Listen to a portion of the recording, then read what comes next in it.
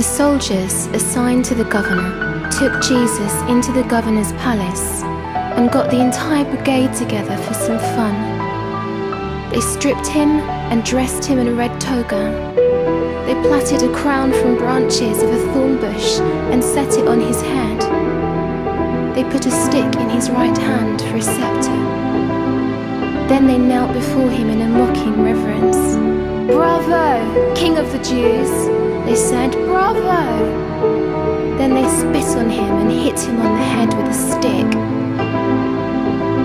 When they had had their fun, they took off the toga and put his own clothes back on him. Then they proceeded out to the crucifixion.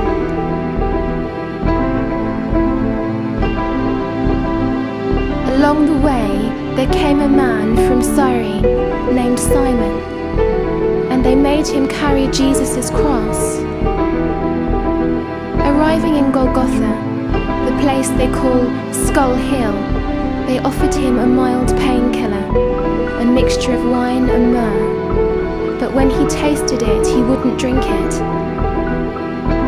After they had finished nailing him to the cross and were waiting for him to die, they whiled away the time by throwing dice for his clothes.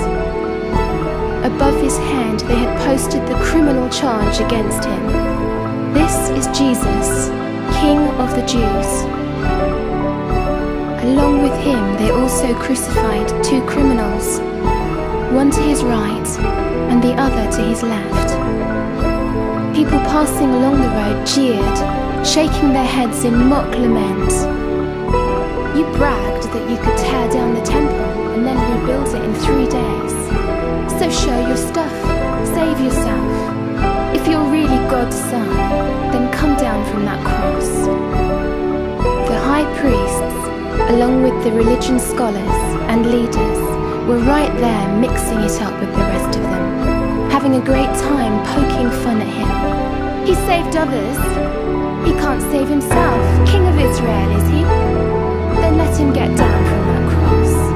We'll all become believers then. He was so sure of God. Well, let him rescue his son now, if he wants him. He did claim to be God's son, didn't he? Then let him get down from if he wants him. He was so sure of God. Well, he did claim to be rescue his son now." Even the two criminals crucified next to him joined in the mockery. From noon to 3, the whole earth was dark.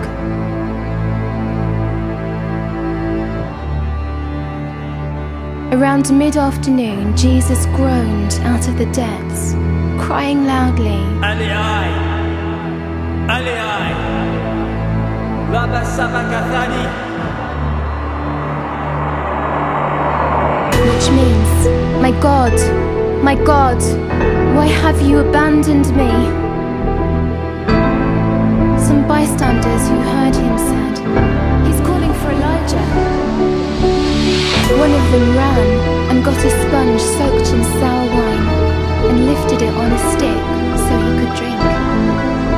The others joked, "Don't be in such a hurry.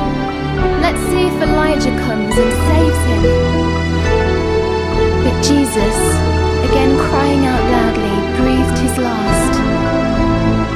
At that moment, the temple curtain was ripped in two, top to bottom. There was an earthquake. The rocks were split to pieces. What's more, tombs were opened up, and many bodies of believers asleep in their graves were raised. After Jesus' resurrection, they left the tombs, entered the holy city, and appeared to many.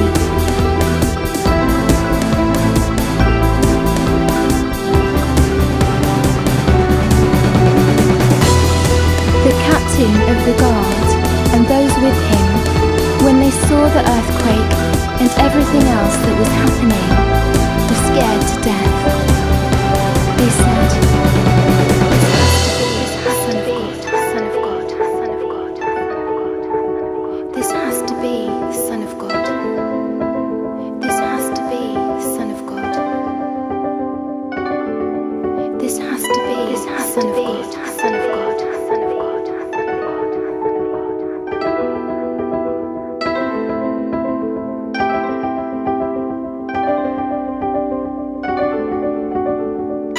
your eyes on Jesus, who both began and finished this race we're in.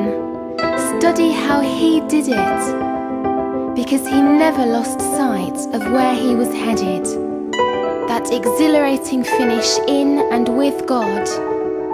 He could put up with anything along the way, cross, shame, whatever. And now he's there, in the place of honor, right alongside God.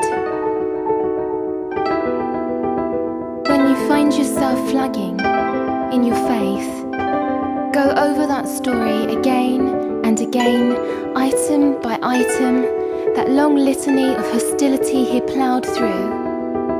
Keep your eyes on Jesus, study how he did it, and now he's there, in the place of honor, right alongside God.